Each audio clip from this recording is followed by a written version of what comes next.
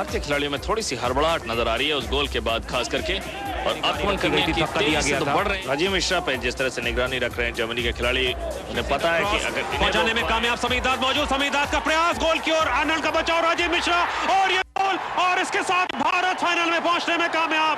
राजीव मिश्रा ने भारत को विजयी गोल दिलाई।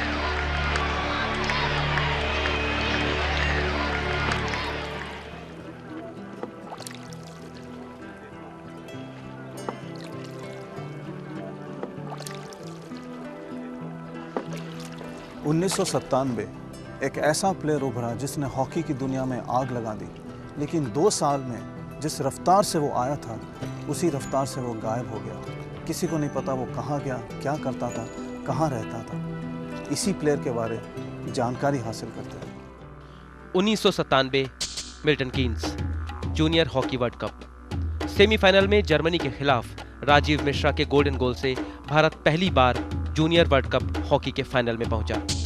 भारत और राजीव का यादगार प्रदर्शन। जब गोल मारे तब मुझे नहीं लग रहा था कि इतना टॉप पे पहुंच गया हूँ जहाँ पहुंचना चाहिए जूनियर लेवल में। और 1-2 दिन बाद जब फ़ोन पे बात हुई कुछ लोगों से, मीडिया वालों से, तब मुझे लगा कि हाँ, मैं जूनियर लेवल में टॉप पे पहुंच गया। हम राजीव से मिले बनारस में। मिल्टन कीन्स के बाद सीनियर हॉकी टीम में जगह बनाने का राजीव का सपना पूरा हुआ। हॉकी विशेषज्ञों ने राजीव को भारतीय हॉकी का सबसे तेज उभरता सितारा बनाया। पटियाला में नेशनल ट्रेनिंग कैंप में राजीव की ट्रेनिंग शुरू हो गई, लेकिन यहाँ जो होने वाला था उसका अंदाजा शायद किस्मत के सिवाय किसी को नहीं था। प्रैक्टिस के दौरान गोलकीपर से टकराकर राजीव के घुटने में चोट आई। उस समय दर्द नहीं हुआ था, जब टकराया तो फिर उठ के फिर खेलने की कोशिश की और ज़्यादा से ज़्यादा 4-5 मिनट ही खेल पाए होंगे। फिर ऐसा लग रहा था कि अब पैर उठा नहीं पा रहा हूँ मैं खुद से। कितने दिनों के बाद लगा कि ये सीरियस प्रॉब्लम है? 2 हफ्ते के बाद। इलाज और ट्रेनिंग साथ साथ चलते रहे और राजीव 1998 में सीनियर टीम के साथ वर्ल्ड कप खेलने हॉलैंड के यूट्रेक्ट गए, लेकिन राजीव को किसी मैच में खिलाए बिना ही अनफिट घोषित कर दिया गया। भारत लौटकर राजीव ने मशहूर डॉक्टर राजगोपाल से अपने घुटने का ऑपरेशन कराया, लेकिन दर्द ने उनका पीछा नहीं छोड़ा और आखिरकार 2002 में राजीव मुंबई में डॉक्टर अनंत जोशी से मिले। डॉक्टर जोशी का कहना था कि जो मेरे पास प्रिस्क्रिप्शन पड़े हुए थे डॉक्टर राजगोपाल के, वो दिखाने के बाद और उन्होंने जब ऑपरेशन ख़त्म किया उसके बाद मुझसे जो बात हुई, उनका कहना है कि जो लिखा हुआ इस पेपर में उसके अकॉर्डिंग तो उस पैर में कुछ भी नहीं किया गया था। मतलब जो ऑपरेशन पहला था, जो पहला ऑपरेशन हुआ है और जिसमें मतलब राजगोपाल ने जो लिखा है अपने पैर पे कि ये किया गया है, वो सब कुछ भी नहीं किया गया था पैर में। इस बीच राष्ट्रीय खिलाड़ी के तौर पर भारतीय रेलवे में नौकरी कर रहे राजीव के लिए हॉकी का नाम ही उनकी चिढ़ बन गया। चिड़चिड़ापन आ गया था कि कितनी बार जाएं डॉक्टर के पास, कितनी बार कहें एक ही प्रॉब्लम। तो हॉकी फेडरेशन से बात हुई आपकी? किसी से बात हुई कि मुझे कहीं बाहर भेजिए ताकि मैं अपना नहीं दिखाऊं? ये तो उन सबों का खुद का फ़र्ज बनता है, किसी का भी संस्था होगा, कि वो भेजे हमें। हमारी प्रॉब्लम है, हमें मतलब चोट लगी है। चोट तो कंट्री के लिए खेलते हुए ही लगी ना, मैं अपने लिए तो खेल नहीं रहा था। हाँ, मतलब आज से 3 साल पहले तक यही सोचे थे कि अब हॉकी से ख़त्म हो गया, हॉकी अब कभी खेल नहीं सकते, ना ही ग्राउंड पे जा सकते। और फिर मैंने हॉकी देखना ही बंद कर दिया, हॉकी के बारे में पढ़ना ही बंद कर दिया, छोड़ दिया, बिल्कुल हॉकी से टच ही नहीं रखा।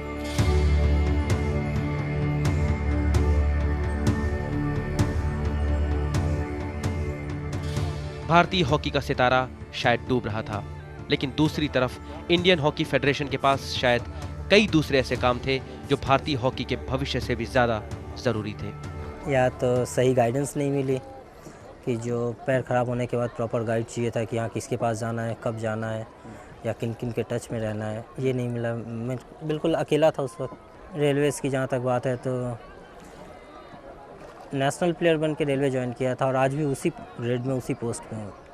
मेरे इंटरनेशनल बनने का कोई फ़र्क नहीं पड़ता रेल को, तो जब रेल को भी इंटरनेशनल बनने का कोई फ़र्क नहीं पड़ता तो कहाँ से उम्मीद करूँ कि वो पैर ठीक करवाएंगे। 20 सालों से रेलवे हॉकी टीम के कोच के पद पर रह रहे भास्करन के दावों पर जाए तो राजीव को किसी दिक्कत का सामना नहीं करना पड़ा। We had taken him. In fact, the federation was very kind enough to financially help him in a lot of surgeries. In fact, the leading doctor Raju Gopal from Delhi had done his surgery. It was quite successful. मगर सच कई सरकारी वायदों की तरह था, जो किए तो गए लेकिन कभी पूरे नहीं हुए। दूसरा ऑपरेशन था, वो आपने ज्योति कुमारन को फ़ोन करके कहा था, तो उसने कहा था कि हाँ आप करवा लो, पर उस ऑपरेशन के बाद ज्योति कुमारन का कोई फ़ोन आया? नहीं, उसके बाद कोई फ़ोन नहीं आया और मैंने बिल जमा कर दिया उनके कहने के मुताबिक, लेकिन उस बिल का कोई रिएक्ट भी नहीं आया। 2 साल हो गए हैं बिल जमा किए, डेढ़ साल के करीब हुए हैं बिल जमा किए, कोई फ़ोन नहीं आया उसके ऊपर। लेकिन अब इंडियन हॉकी फेडरेशन राजीव की इस हालत के लिए खुद उसे ही जिम्मेदार ठहरा रही है। उसका ट्रीटमेंट हुआ, ये साई डॉक्टर्स कर रहे थे और साई डॉक्टर्स ने हमने उसे रेस्ट एडवाइस किया था, उसके बावजूद वो जाके मैच खेल आया जो कि किसी भी इम्पोर्टेंस के मैचेस नहीं थे, so it aggravated his position. Doctor Rajagopalan का कहना है कि आपका नी ऑपरेशन के बाद 1 हफ्ते के बाद आप हॉकी खेलने लग गए, इसलिए नी डैमेज हो गया। लेकिन मुझे जहाँ तक याद है कि मैंने कोई भी ट्रेनिंग की है तो उनसे बिना पूछे नहीं किया। लेकिन एक प्रतिभा जिसे फीकी पड़ती जा रही भारतीय हॉकी का शानदार भविष्य कहा जा रहा था, आखिर क्यों महरूम है उस सबसे जिसकी उससे ज्यादा जरूरत है देश को? कई सवाल ऐसे हैं जिसके जवाब अभी बाकी हैं, लेकिन राजीव के अंदर छुपा खिलाड़ी कुछ और ही चाहता है।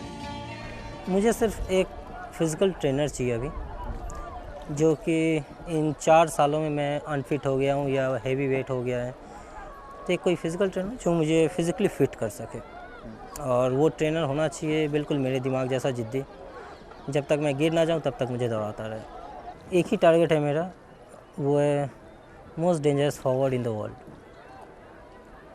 आपने बनना, बस यही एक बनना है। राजीव अब वापस आना चाहता है, फिर से वही सफ़र वो तय करना चाहता है, आपके और हमारे दिलों में फिर से वो बसना चाहता है। लेकिन क्या ये सिस्टम, इंडियन हॉकी फेडरेशन उसके साथ कंधे से कंधा मिलाकर खड़े होंगे? रही राजीव की बात, वो क्या चाहता है? वो सिर्फ यही चाहता है, सिर्फ यही कि वो फिर से हॉकी खेल ले।